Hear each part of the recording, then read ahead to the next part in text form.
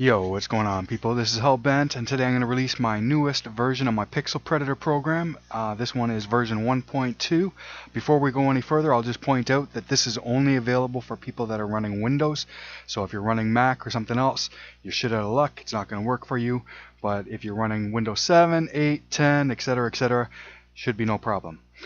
Okay, let's go into it. So I've created a new interface for it and added some new options to it, including now I've made it so that way the hotkeys aren't hard-coded anymore. So if you want to change the hotkeys, go into the hotkey settings, change them to whatever you want, etc.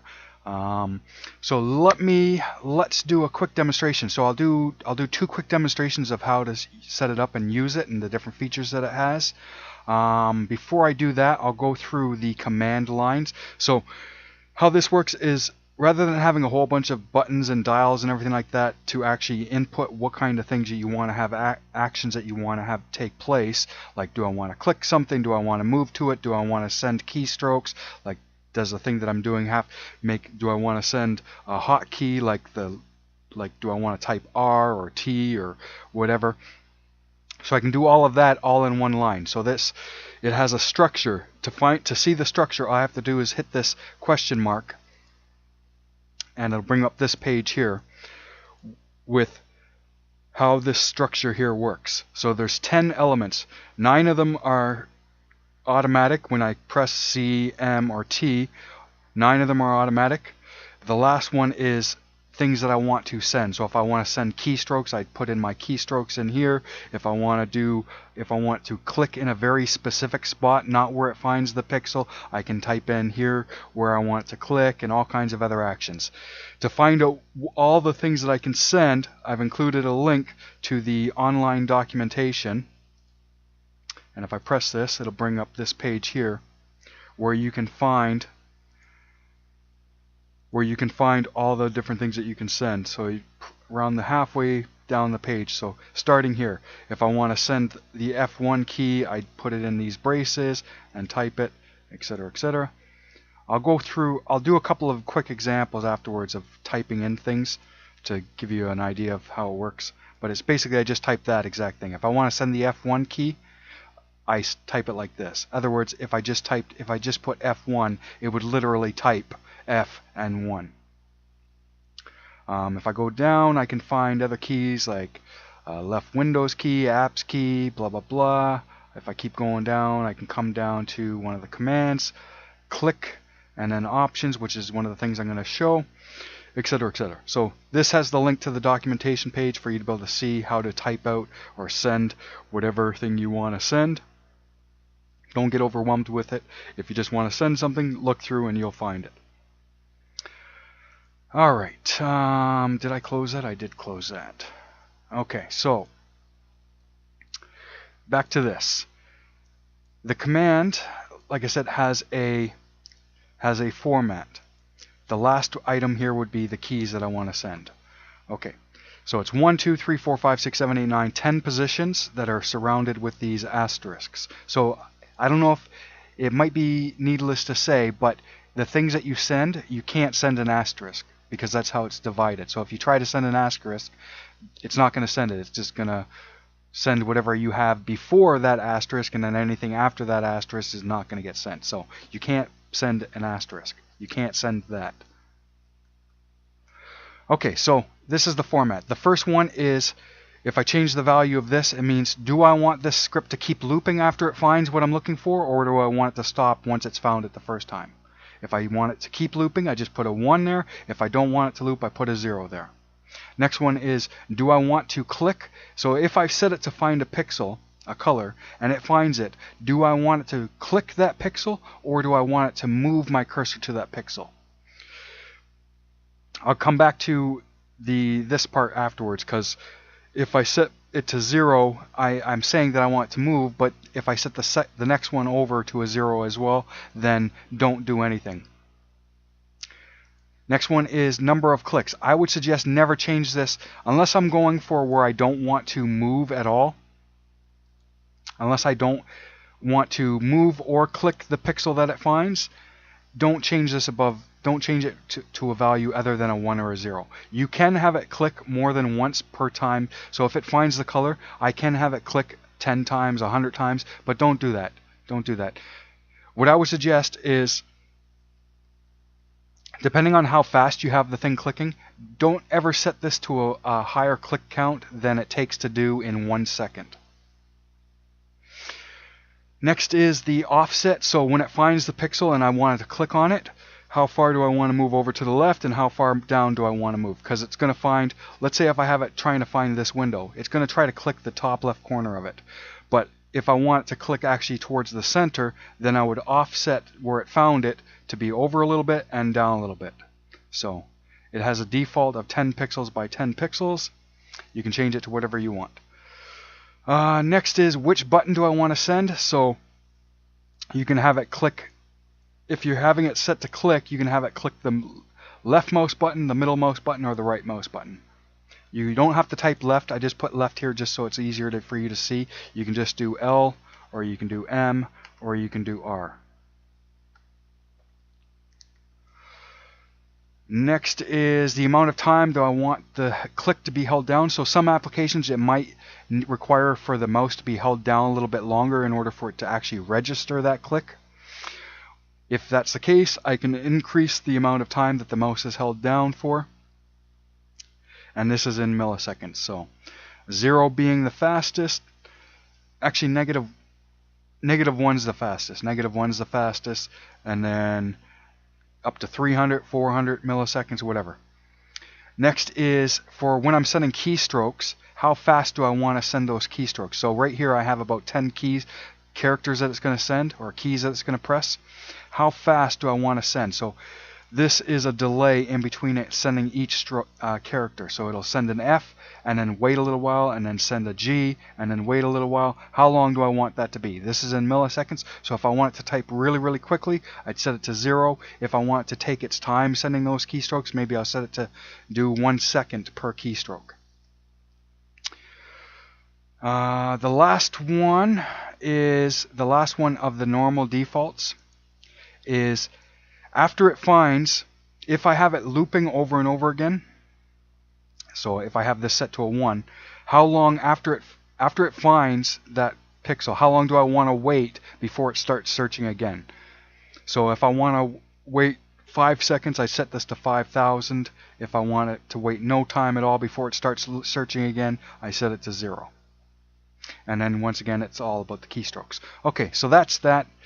It is really easy. This is always available to you, so you know what the values are that it's looking for. And you just adjust it as you need. The C is if I want to quickly set it up so that way it's going to search for a pixel and then click it. M is if I just want to search for the pixel and then move my cursor there, and then I can decide whether I want to click it or not. The T is no clicks, no mouse movement, only sending keystrokes. Okay, let me set up a test. So I have this script that I created about a year or two ago. And all it is just this little square that if I click on it, it moves to a new spot. Perfect for testing. So I'm going to change this to red. Oops, wrong. And I am just going to set up the script. So the first thing I need to do is set the color that I'm looking for. So I'm going to hit set color, move over to the color I'm looking for, and I'm going to hit control. And then that's locked in. Next, I'm going to set the area that I want to search. So I'm going to hit set search area, and then it gives me these crosshairs. These crosshairs only appear on your main monitor. So if you have a multi-monitor setup and you're searching for something on one of your other monitors, you're not going to see these crosshairs, but you can still create the area. So you can see these numbers changing even though I'm on my other monitor. So it's still, you can still draw the area that you want to search for. You're just not going to see the crosshairs over on that screen. So I'm going to set the top left corner of the area that I want to search, and then I'm going to go down to the bottom right corner of the area that I want to search. You can't do it any other way. It has to be top left to bottom right. So if I try to do it over here, it's not. It's going to. I can see that it's red. It's red. It's red. Now it's green. That means I'm good. So I'm going to set it to search this area here. True or false is whether I want that color to exist. So if I set it to true, if that color exists, then perform my action. If I set it to false, then if that color exists, it's not going to perform an action until that color disappears. If that color disappears, then perform my action. I'll do the false in the next demo. So I have everything set up. So I have my color, I have my search area, I set it to true. I'm just going to set it to click its default, and I'm going to start.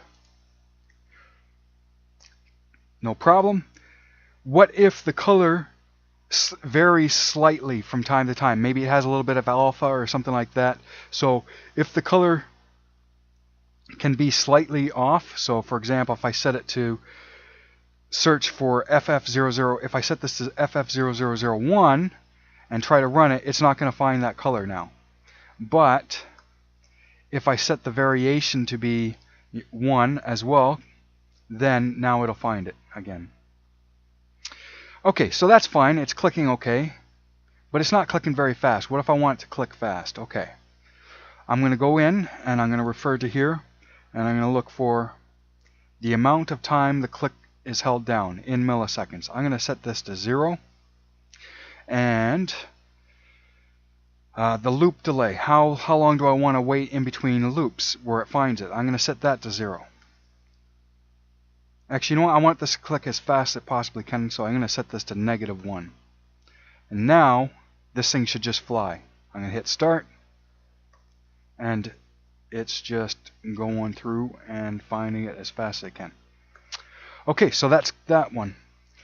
Move is the exact same thing, except instead of it clicking, it's just going to move my cursor there, and then I can decide if I want to click or not. Okay, that's that demo. Let's go on to the next one. You might be doing a game or something like that that has like a health bar or something like that, some kind of bar, some kind of gauge or whatever, and you're looking for a specific thing on that gauge to happen. So let's say I have a health bar, okay? And I want to set it up so that way if my health gets down to below 50%, I'm going to cast a spell. Alright, so I'm just going to set myself up a scenario. I'm going to say set color. I'm going to set it to be my health bar's color. I'm going to set the search area to be so that way it searches the top area of my health. And I'm going to set it to be true. No, I'm going to set it to be false. So if my health bar drops below 50%, now that false statement is going to be true, and it's going to cast a spell to heal myself back up again. What I'm going to do is I'm just going to set it to do text because I know how this thing works. I have to click on it and whatever. So I'm going to set it up how I know. So in this case, I'm not going to have it click. I'm not going to have it, because I'm doing false, it's never going to click or move to a place that doesn't exist. So I'm going to have it send text. What I'm going to have it send is a click. This goes back to that send documentation. I'm going to say click. And where am I going to click? I'm actually going to use the search area because it has this built-in X and Y location. So I'm going to use this to get an X and Y location. So I'm going to have it move my cursor up here. So that's 500 for the X value and 172 for the Y value. And I don't want it to click, I just want to move my cursor. So I'm going to set a 0. So it's just going to move. So if my health drops below 50%, it's going to register that my health is below 50%, and it's going to move my cursor up, which will fill up my health bar. For you, it would probably be sending a keystroke. For me, it's moving my cursor up because that's how this bar works. Alright, everything should be okay. I'm going to have it only do this once. So I'm going to set that to 0. I'm going to hit start. And did I set that to false? Oh wait, my search area. I forgot I changed the search area, so I'm going to reset that to be about there. Alright, start. Now if my health gets below 50%, it should move my cursor up, which will refill my health. And there we go. Alright, so that's that one. I'll do one more quick one where I'm going to send a keystroke. So in this one, what I'm going to do is I'm going to do, let's say I am doing a golf game or something like that where you have, I hit to swing my club and then it goes, I have this gauge that fills up and I want to hit it smack dab in the middle. So I'm going to set up for that scenario. So what I'm going to do is I'm going to say, I'm going to set it to true. I'm going to set the color to be this. I'm going to set my search area to be right about that center part. Just a small little square around there. And I'm going to set it to true. I'm going to have it, I'm going to get rid of this. No, I'm going to keep that. I'm going to have it, first thing, because I have this scenario set up where I want it to click on this page to type something on this page. I need to do that manually through this. So I'm just going to have it click 222 pixels by 222 pixels, which is about here. That'll just activate the notepad so that way I can type stuff into it. So I'm going to do click 222, 222, and I'm going to have it click once. Since that's the default, I'll just get rid of that. So I'm going to have it click 222. But before that, because this gauge, in order for me to slide this for it to actually register that color, I need to have my mouse down. So the first thing I need to do is I need to have this script release my cursor. So in these brackets, I'm going to put L button space up. So it'll release, because I'm going to be holding down my mouse when I slide it up. So I need it to release that. Then I'm going to have it move over here, click, and then I'm going to have it send a couple of keystrokes. So I'm going to have it send goodbye. That's my hotkey. My hotkey is a string of characters. Alright, I think I am set up. Blah, blah, blah, blah, blah, blah, blah, blah, blah. Alright, so I'm going to start. And here we go. So I have my golf gauge. I just swung. The gauge is moving up, gets to the center, registers true, and comes over here and says goodbye. Alright, that is it. Okay, getting a copy now. So that's the demonstration of how everything works.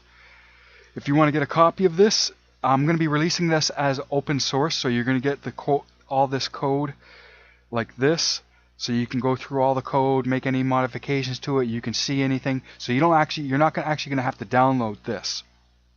This is going to be available online as a copy and paste.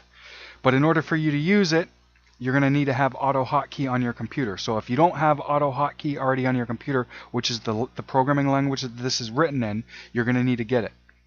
So if you don't have it, go to Google, type in AutoHotkey. Go to their page, download current version.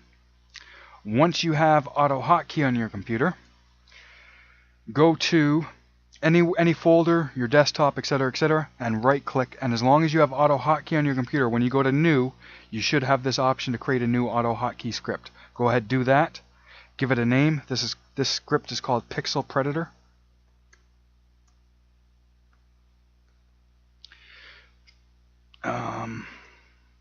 I'll just give it a little extra name because I already have this. Once you have the new script named, right click on it and go to edit. I have this nice editor that I use. You're probably not going to have that if you're just getting AutoHotkey. So when I hit edit, it's going to open up in my editor. When you hit edit, it's going to open up in Notepad. Don't worry, they're both equivalent. Open it up. When you get it, you're going to get these 4 lines of code that are already in it. Get rid of those. And then in the description of this video, there's going to be a link to a Pastebin page where I've already posted the code, all of this code to. You're going to go to that page.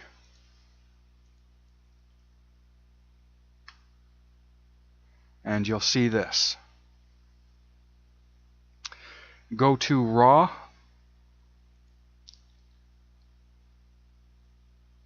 And you'll get this where it shows me all the text in raw format. Click anywhere in this page and then hit Control A to highlight everything, and then Control C to put it into your clipboard. Go back to your script and paste it in. and then save it. Once you're done saving it, you can close out and go back to where you had created your script. Now you can double click it or right click it and hit run script. Some applications, they won't allow keystrokes and everything like that to be sent on their own. So if that's the case, if you find that it's not working, like it's not moving your cursor or anything like that, what it might be is that you need to run the script as administrator rights. So if that's the case where it's not moving your cursor or clicking or anything like that, it's probably it needs administration rights. So just right click on it and then run as admin. And then with most applications, that'll fix that problem. Alright, that is it. Peace, I am out. Have a good day.